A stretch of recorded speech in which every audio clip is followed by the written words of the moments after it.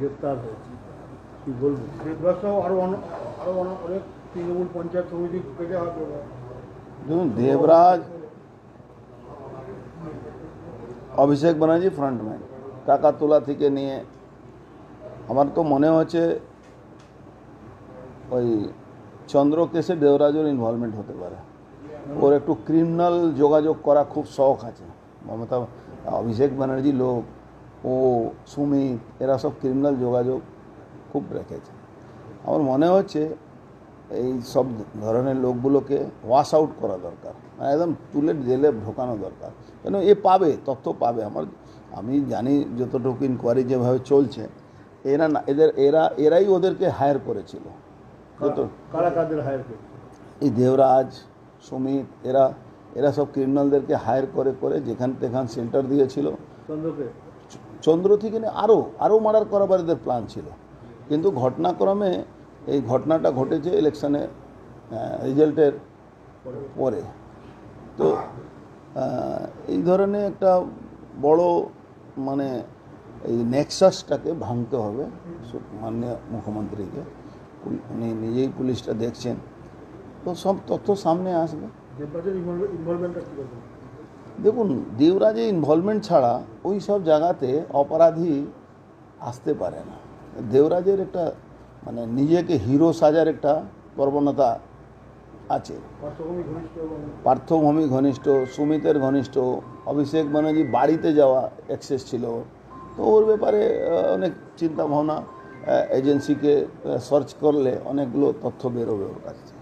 বলছি যে আমার মনে হয় যে খুব কম হলে ও দেখবেন ওর বউ বরাবরই বিদেশে যায়, দেবরাজের বউ। এই হাওয়ালা নেক্সেস দিয়ে টাকাগুলো পাঠিয়ে অভিষেকের টাকাগুলো ওর কিন্তু বিদেশে কোম্পানি খুলে অ্যাকাউন্ট খুলে রেখেছে। ওই জন্য তো ওই এতে, অথচ ওদের মধ্যে নিজের মধ্যে রিলেশন ভালো না থাকলেও কিন্তু ওর আওরান নিয়ে এই অনেকগুলো টাকা পাচার হতো। পুষ্পা ঝুঁকেগা নাই ডায়লগ দিয়েছিল, পুষ্পা ঝুঁক গিয়ে পুষ্পা পালিয়ে গেল। এদের দম আমি আপনাদেরকে আগেও বলেছিলাম কি তৃণমূল দলটা সরকারি দল আছে, যেদিন সরকার চলে যাবে দলটা ভড় করে পড়ে যাবে। এই সরকার স্পেশাল প্যাকেজ দিয়েছে, তারপর তিনি ভোট থেকে সরে দাঁড়িয়েছেন। কেন সরে দাঁড়ানোর কারণটা কি? ভয়, এটা ক্রিমিনালের সাহস কত হয়। ক্রিমিনালের সাহস যখন জানেন নিরপেক্ষ ভোট হবে, তখন ও কি ভোট জিততে পারবে? ওকে তো ওখানকার মানুষ তো রাস্তায় নেমে প্রতিবাদ করেছিল, এটা তো সবাই দেখেছে না।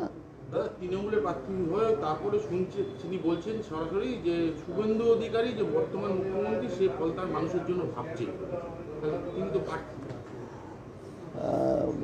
ভগবান হয়তো বুদ্ধি দিয়েছে, ভাবছে কি এইসব বলে বেঁচে যাবে, কিন্তু যা অত্যাচার করেছে বাঁচার কোনো জায়গা নেই।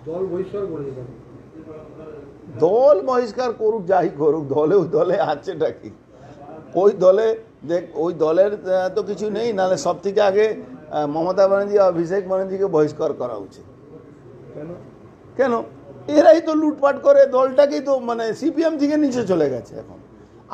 আমি বলছি, আমাদের মাননীয় মুখ্যমন্ত্রী যদি দরজাটা খুলে দেয়, তৃণমূলে একটা এমএলএ থাকবে না, কি হিন্দু কি মুসলমান সব বিজেপিতে চলে আসবে।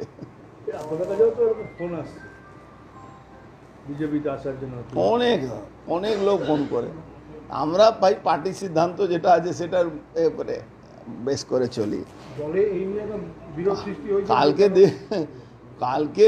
কালকে অনেক দিন ধরে, যেদিন থেকে সরকার গেছে, বেশিরভাগ এমএলএরা যারা জিতেছে মুসলমান, ইভেন মুসলিম এমএলএরাও, তারাও তো মানে রেডি টু ফ্লাই আছে।